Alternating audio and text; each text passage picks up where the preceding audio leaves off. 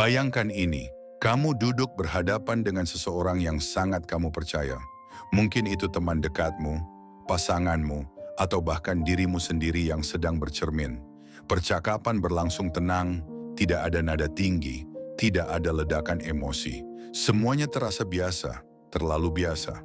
Tapi entah mengapa ada satu hal yang mengganggu, ada sesuatu yang terasa tidak sinkron. Bukan karena dia marah atau kesal, tapi justru karena dia terlalu tenang. Dan kamu tahu, ketenangan itu tidak wajar. Hati kecilmu mulai berbisik, ada yang janggal. Kamu merasakannya, tapi kamu tidak langsung bereaksi. Kamu membiarkan itu lewat, berharap mungkin kamu salah. Mungkin dia akan jujur jika diberi waktu. Tapi yang sebenarnya terjadi, kamu sedang menunggu seseorang memilih jujur, sambil dalam diam mengorbankan perasaanmu sendiri. Kita seringkali tahu kita sedang dibohongi, tapi lebih memilih diam demi menjaga hubungan. Padahal saat itu yang kamu jaga sebenarnya bukan hubungan, melainkan ilusi tentang siapa yang sebenarnya dia. Mengapa kita diam saat tahu sedang dibohongi? Karena sejak kecil kita diajarkan untuk menjaga suasana. Kita disuruh bersikap sopan, tidak membuat keributan, tidak memperkeruh keadaan. Jadilah kita tumbuh dengan kemampuan membaca kebohongan, tapi juga pura-pura tidak melihatnya. Tapi hari ini, mari kita hentikan siklus itu. Mari bicara pelan, tapi jujur. Dalam video ini kita akan mengurai 7 tanda seseorang sedang berbohong padamu. Bukan hanya tanda-tandanya, tapi kisah dan makna di balik setiap ekspresi, setiap tawa yang muncul bukan karena bahagia, melainkan karena takut. Sebelum kita lanjut, dukung channel ini dengan menekan tombol subscribe di ARS Pandangan Hidup dan tinggalkan komentarmu. Mungkin apa yang kamu simpan selama ini juga dirasakan oleh banyak orang. Di sini kita belajar bersama, bukan untuk mencari siapa salah, siapa benar, tapi untuk mengerti kapan saatnya diam dan kapan kita harus mulai bicara. Tanda pertama dari seseorang yang berbohong adalah menertawakan topik yang seharusnya serius. Pernahkah kamu sedang membicarakan hal penting, mungkin tentang kepercayaan, kesalahan, atau sesuatu yang kamu rasakan dalam hati? Lalu orang di depanmu bukannya mendengarkan dengan serius, malah tersenyum kecil, tertawa ringan, bahkan berucap, "Ya ampun, jangan dibawa serius amat." Di momen itu kamu tahu ada sesuatu yang disembunyikan. Tawa itu bukan karena lucu, melainkan karena gugup, karena tidak siap menjawab, karena ingin cepat-cepat keluar dari percakapan. Ini adalah mekanisme perlindungan, tawa yang digunakan untuk menenangkan suasana, padahal sebenarnya tujuannya adalah menghindar. Dan parahnya, kamu mungkin ikut tertawa. Bukan karena kamu tidak terluka, tapi karena kamu takut suasana menjadi tidak nyaman. Tawa yang seharusnya menghubungkan justru menciptakan jarak. Kamu bicara dari hati, tapi dia menertawakannya. Dan diam-diam, kamu mulai belajar. Tidak semua senyum adalah bentuk penerimaan. Ada hal menarik dari tawa dalam situasi seperti ini. Menurut para peneliti ekspresi wajah dan bahasa tubuh, tawa gugup adalah salah satu respons otomatis tubuh ketika merasa tertekan. Ini disebut nervous laughter, reaksi spontan ketika seseorang merasa terpojok, takut, atau malu. Tubuh tahu ada yang salah, bahkan sebelum pikiran menyadarinya. Tawa ini bukan tanda ketenangan, tapi tanda ada sesuatu yang sedang disembunyikan. Orang yang berbohong seringkali tidak menyadari bahwa tubuhnya sudah lebih jujur duluan. Dan kamu sebagai lawan bicara yang peka, pasti bisa merasakannya. Mungkin bukan dari kata-katanya, tapi dari caranya menatapmu. Cara dia menertawakan hal yang seharusnya tidak lucu. Disinilah kejujuran diuji, bukan hanya apakah dia berkata jujur, tapi juga apakah kamu berani melihat kebenaran yang selama ini kamu abaikan. Karena tawa bisa menjadi tirai. Dan di balik tirai itu, kadang tersimpan kebenaran yang sengaja tidak dibagikan. Tanda kedua dari kebohongan adalah menghindari kontak mata. Saat seseorang mengatakan sesuatu yang penting, tapi matanya bergerak ke arah lain, menunduk, menatap ke atas, atau ke samping, itu bisa jadi sinyal bahwa dia sedang menyembunyikan sesuatu. Mata adalah jendela hati, begitu kata pepatah. Dan seringkali, orang yang sedang tidak berkata jujur merasa canggung untuk menatap mata orang lain terlalu lama. Tatapan yang berpaling cepat atau tidak fokus bisa mengindikasikan rasa bersalah, gugup, atau keinginan untuk tidak terlibat terlalu dalam. Tentu tidak semua orang yang tidak menatap mata sedang berbohong, bisa jadi mereka pemalu. Tapi dalam konteks percakapan yang serius, kontak mata menjadi kunci. Jika kamu bertanya sesuatu yang penting dan dia tidak bisa menatapmu saat menjawab, kamu perlu waspada.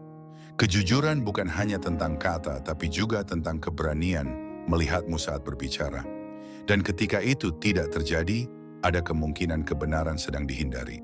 Menghindari kontak mata juga bisa jadi bentuk perlindungan psikologis.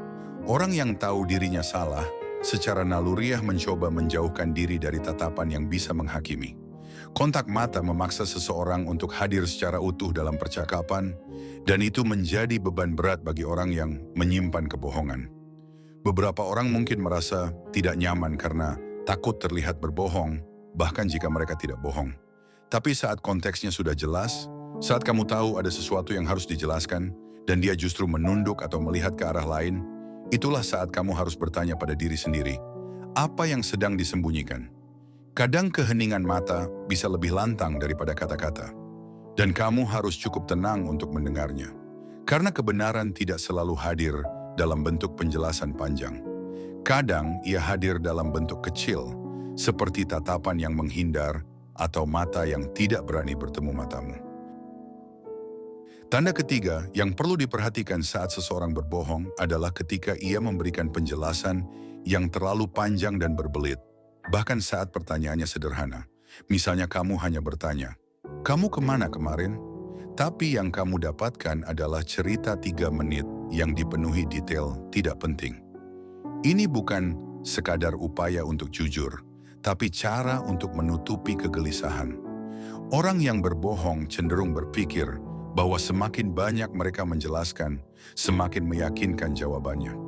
Padahal kejujuran seringkali datang dalam bentuk jawaban singkat dan tenang. Ketika seseorang merasa perlu membangun narasi besar hanya untuk menjawab hal kecil, bisa jadi dia sedang menyembunyikan sesuatu. Detail yang berlebihan justru menjadi bumerang, karena di balik setiap tambahan cerita, ada kemungkinan bahwa ia sedang menyusun ulang kenyataan. Dan kamu sebagai pendengar bisa merasakannya. Intuisimu menangkap ada yang tidak selaras, karena cerita yang jujur tak perlu terlalu dipoles. Berlebihan dalam menjelaskan bisa jadi bentuk kecemasan yang ingin ditutupi. Saat seseorang takut ketahuan berbohong, mereka akan cenderung mempersiapkan cerita yang terlihat rapi dan masuk akal. Meski sebenarnya terlalu sempurna untuk jadi nyata.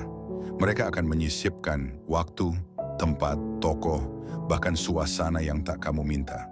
Itu dilakukan bukan karena mereka ingin kamu paham, tapi karena mereka ingin kamu berhenti bertanya. Ironisnya, semakin detail sebuah kebohongan, semakin banyak titik lemah yang bisa ditemukan. Dan seringkali, orang yang merasa dipojokkan justru jadi semakin cerewet. Mereka bicara cepat, mengulang poin yang sama, dan terlihat gelisah saat kamu tetap tenang. Dalam situasi seperti ini, kamu tak perlu langsung menuduh. Cukup dengarkan, perhatikan bagaimana cerita itu dibangun. Karena kebohongan, seindah apapun dikemas, tetap akan terasa goyah jika dibandingkan dengan keheningan yang jujur. Tanda keempat adalah ketidaksesuaian antara emosi dan konteks. Saat seseorang merespons pertanyaan serius dengan ekspresi yang tidak nyambung, misalnya senyum di tengah rasa marah, atau nada santai ketika membahas sesuatu yang menyakitkan, itu bisa menjadi pertanda bahwa perasaannya tidak tulus. Emosi adalah refleksi dari apa yang kita rasakan di dalam. Dan ketika seseorang sedang berpura-pura, seringkali ekspresi wajah dan kata-katanya tidak berjalan selaras. Misalnya dia bilang, "Aku sedih kok," tapi dengan senyum kecil atau bahu terangkat santai. Itu sinyal bahwa yang dikatakan tidak datang dari hati. Dalam psikologi, ini disebut inkonsistensi emosional. Dan kamu sebagai lawan bicara pasti akan merasa ada yang ganjil, meski kamu belum tahu persis apa. Hal semacam ini bisa sangat membingungkan, karena yang terlihat tidak selaras dengan yang terdengar. Tapi jangan abaikan itu. Kadang, rasa ganjil itu adalah alarm paling jujur yang kamu punya. Respon emosional yang tidak konsisten juga bisa muncul dalam bentuk keterlambatan reaksi. Misalnya kamu menyampaikan hal mengejutkan, tapi dia baru bereaksi beberapa detik kemudian. Atau kamu menyatakan kekecewaan, tapi responnya datar, seperti tidak terpengaruh. Ini adalah celah kecil yang sering terlewat, tapi penting. Karena orang yang berbohong butuh waktu memproses respons yang seharusnya mereka tampilkan. Mereka harus berpikir dulu, apa ekspresi yang sesuai dengan situasi ini? Dan dalam jeda waktu itulah, kebohongan bisa terbaca. Orang yang jujur merespons dengan spontan, karena emosinya datang langsung dari dalam. Tapi orang yang menyembunyikan sesuatu akan terlihat berpikir terlalu keras, seperti sedang mengatur panggung. Jika kamu merasa reaksi seseorang terlalu terkontrol atau tidak sesuai dengan bobot topik yang dibahas, percayalah pada perasaan itu. Kamu tidak berlebihan, kamu hanya sedang menangkap bahwa kata-kata dan ekspresi itu tidak berasal dari tempat yang sama. Tanda kelima adalah sikap terlalu defensif. Saat kamu menanyakan sesuatu yang wajar, tapi dia langsung tersinggung atau balik menuduh, "Kamu tuh nggak percaya sama aku ya?" Itu bisa jadi sinyal dia sedang menyembunyikan sesuatu. Respons defensif ini seringkali muncul bukan karena pertanyaanmu menyinggung, tapi karena dia tahu kamu mulai mendekati kebenaran. Orang yang jujur tidak takut ditanya, karena mereka tahu tidak ada yang perlu disembunyikan. Tapi orang yang berbohong sering merasa terancam bahkan sebelum dituduh. Mereka merasa bersalah dan rasa bersalah itu memunculkan kemarahan sebagai pelindung. Ini mekanisme bertahan yang umum, menyerang agar tidak diserang. Padahal kamu mungkin hanya ingin kejelasan, bukan menuduh. Tapi reaksinya yang berlebihan membuat kamu mundur. Kamu merasa bersalah karena membuat suasana tidak enak. Dan akhirnya kamu diam. Ini pola yang berulang. Kebohongan yang dilindungi oleh emosi yang meledak terlalu cepat. Dalam percakapan yang sehat, pertanyaan adalah hal biasa. Tapi ketika seseorang langsung bereaksi keras, bahkan sebelum kamu menyelesaikan pertanyaanmu, kamu patut bertanya-tanya. Apa yang sebenarnya dia sembunyikan? Reaksi yang terlalu emosional adalah bentuk pengalihan. Dengan marah atau merasa tersinggung, mereka berharap kamu berhenti bertanya. Mereka ingin mengubah posisi dari orang yang harus menjelaskan menjadi orang yang harus dikasihani atau dibela. Ini taktik yang seringkali berhasil karena kita cenderung tidak ingin membuat suasana tidak nyaman. Tapi jika kamu terus membiarkan itu, kamu sedang membiarkan dirimu diatur oleh kebohongan. Menjadi terlalu defensif bukan tanda bahwa seseorang menjaga dirinya, tapi bisa jadi cara dia menyembunyikan hal yang tak ingin kamu ketahui. Jangan takut menghadapi reaksi seperti itu. Karena di balik ledakan emosi, seringkali ada cerita yang belum diungkapkan. Tanda keenam adalah kebiasaan mengulang pertanyaan sebelum menjawabnya. Misalnya kamu bertanya, "Kamu ketemu siapa semalam?" Dan dia menjawab, "Ketemu siapa semalam?" Ini adalah tanda bahwa otaknya sedang membeli waktu. Orang yang berbohong butuh waktu ekstra untuk menyusun jawaban yang masuk akal. Dan mengulang pertanyaan menjadi cara halus untuk memperlambat waktu tanpa terlihat mencurigakan. Ini bukan hanya soal gaya bicara, tapi sinyal bahwa pikirannya sedang sibuk menyaring kata-kata. Orang yang berkata jujur cenderung menjawab langsung, karena tidak ada yang perlu disusun ulang. Tapi orang yang menyembunyikan sesuatu akan selalu mencari celah agar jawabannya tetap terdengar logis. Semakin banyak pertanyaan sederhana yang diulang sebelum dijawab, semakin besar kemungkinan bahwa dia sedang tidak jujur. Kamu mungkin pernah mengalami ini, di mana lawan bicaramu terlihat seperti butuh waktu berpikir, padahal kamu hanya mengajukan pertanyaan yang sangat biasa. Kebiasaan mengulang pertanyaan juga menjadi cara untuk memastikan dirinya tidak salah bicara. Dengan mengulang, dia memberi dirinya ruang untuk menyusun narasi yang lebih aman. Tapi sayangnya, ini justru membuka celah untuk dikenali. Kamu bisa perhatikan polanya. Apakah dia sering melakukan ini hanya saat ditanya hal-hal sensitif? Apakah nada suaranya berubah saat mengulang pertanyaan? Kadang tanda kecil seperti ini lebih jujur daripada 1000 kata. Kamu tidak harus langsung menuduh atau mengonfrontasi. Cukup perhatikan, catat dalam hati, dan lihat konsistensinya. Karena orang yang berkata jujur tidak takut salah ucap. Mereka tidak perlu waktu untuk menyusun ulang, karena apa yang mereka katakan berasal dari kenyataan, bukan dari rekayasa. Jadi lain kali kamu mendengar seseorang mengulang pertanyaanmu sebelum menjawabnya, jangan buru-buru percaya. Mungkin dia sedang menyesuaikan jawaban agar cocok dengan cerita yang ingin dia pertahankan. Tanda ketujuh adalah perubahan nada suara dan irama bicara yang mencolok. Orang yang sedang berbohong biasanya tidak berbicara seperti biasanya. Nada suaranya bisa menjadi lebih tinggi, atau sebaliknya terlalu pelan dan hati-hati. Irama bicaranya pun berubah, kadang terburu-buru, kadang terlalu lambat seolah takut salah kata. Ini semua adalah bentuk ketegangan yang tidak bisa mereka sembunyikan sepenuhnya. Karena meskipun lidah bisa dikendalikan, suara tetap dipengaruhi oleh emosi. Jika seseorang biasanya bicara santai, lalu tiba-tiba menjadi terlalu formal, terlalu teratur, atau malah terbata-bata saat menjelaskan sesuatu, kamu perlu waspada. Suara yang tidak stabil adalah cermin dari hati yang tidak tenang, dan itu adalah salah satu petunjuk terkuat bahwa apa yang disampaikan tidak sepenuhnya sesuai kenyataan. Perubahan ini kadang hanya terasa sedikit, tapi jika kamu cukup peka, kamu akan merasakannya. Tubuh tidak bisa berbohong sebaik lidah. Yang menarik dari perubahan nada suara ini adalah, semakin seseorang mencoba terdengar meyakinkan, semakin tidak alami suara mereka terdengar. Ada tekanan dalam intonasinya, jeda yang tidak biasa, atau cara bicara yang terlalu berhati-hati. Kamu mungkin tidak bisa langsung menjelaskan mengapa kamu merasa aneh, tapi perasaan itu muncul dari ketidakselarasan antara kata dan nada. Misalnya dia bilang, "Aku nggak bohong," tapi suaranya terdengar ragu. Atau dia bersumpah dengan suara yang terdengar seperti sedang menahan napas. Itu bukan kebetulan.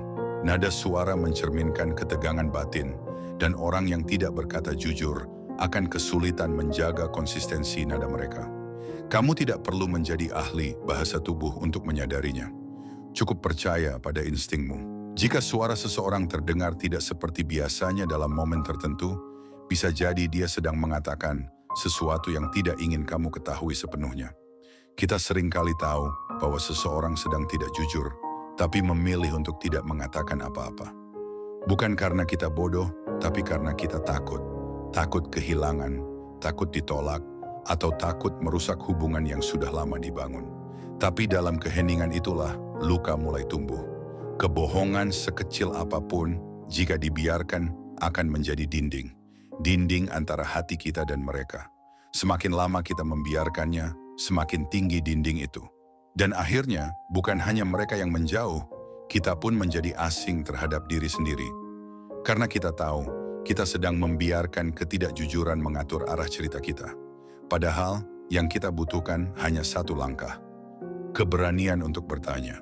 Keberanian untuk berkata, "Aku merasa ada yang tidak jujur dan aku ingin kita bicara." Kalimat itu sederhana, tapi dampaknya besar. Karena jujur bukan hanya soal bicara apa adanya, tapi juga soal memberi ruang agar kebenaran bisa hidup, meski awalnya terasa menyakitkan. Ketika kamu mulai menyadari tanda-tanda kebohongan itu, kamu mungkin merasa bingung harus berbuat apa. Tapi langkah pertama bukanlah marah atau menuduh. Langkah pertama adalah pahami bahwa tidak semua orang siap berkata jujur. Ada yang berbohong karena takut kehilanganmu, ada yang berbohong karena belum selesai dengan dirinya sendiri. Tapi memahami bukan berarti membiarkan. Kamu tetap berhak atas kebenaran. Karena sebuah hubungan, apapun bentuknya, persahabatan, cinta, atau keluarga, harus dibangun di atas kepercayaan. Dan kepercayaan tidak bisa tumbuh di atas kebohongan. Kamu tidak harus langsung menuntut penjelasan. Tapi kamu bisa mulai dengan hadir, mendengar, dan perlahan menanyakan hal yang mengganggu hatimu. Jika mereka jujur, mereka akan mengapresiasi keberanianmu. Jika mereka marah atau menolak, maka kamu telah menemukan jawaban tanpa harus berdebat. Karena seperti yang telah kita pelajari, kebenaran seringkali tidak datang dari kata-kata, tapi dari cara orang merespons kejujuran kita. Setiap tanda kebohongan yang telah kita bahas, dari tawa yang tak pada tempatnya, jawaban yang berlebihan, hingga nada suara yang berubah, semua bermuara pada satu hal, ketidaknyamanan dalam menyampaikan kebenaran. Dan tugas kita bukan sekadar mendeteksi, tapi juga memutuskan. Apa yang akan kita lakukan ketika melihatnya? Apakah kita akan terus diam, pura-pura tidak tahu, demi menjaga kedamaian palsu? Atau kita memilih langkah yang lebih berani, menghadapi, meski itu berarti harus melepaskan sesuatu yang kita sayangi? Pilihannya memang tidak mudah, tapi kamu punya kekuatan untuk membuat keputusan itu. Ingat, setiap kali kamu membiarkan kebohongan bertahan, kamu juga sedang berbohong kepada dirimu sendiri. Kamu berhak hidup dalam relasi yang jujur, apa adanya, dan saling menghargai. Jangan terus berkompromi dengan ketidakjujuran hanya karena kamu takut sendirian. Karena pada akhirnya, keheningan yang jujur lebih baik daripada kebersamaan yang dipenuhi sandiwara. Terima kasih sudah menyimak video ini sampai akhir. Jika video ini membuatmu merasa dilihat, dipahami, atau bahkan membuatmu menyadari sesuatu yang selama ini kamu diamkan, itu bukan kebetulan. Mungkin inilah waktunya kamu mulai bicara, mulai memilih jujur pada diri sendiri. Kita semua pernah berbohong, pernah dibohongi, dan pernah pura-pura tidak tahu. Tapi yang membedakan kita adalah, apakah kita mau belajar dari situ, atau terus mengulang pola yang sama. Jika kamu merasa video ini berguna, silakan bagikan ke orang yang kamu pikir perlu mendengarnya. Dan jangan lupa subscribe channel ARS Pandangan Hidup, karena di sini kita tidak hanya membahas kata-kata, tapi juga makna di baliknya. Tulis komentarmu di bawah, apakah kamu pernah mengalami salah satu dari 7 tanda tadi? Bagaimana kamu menghadapinya? Aku tunggu ceritamu. Karena kadang, satu kisah yang dibagikan bisa menjadi cahaya bagi yang lainnya.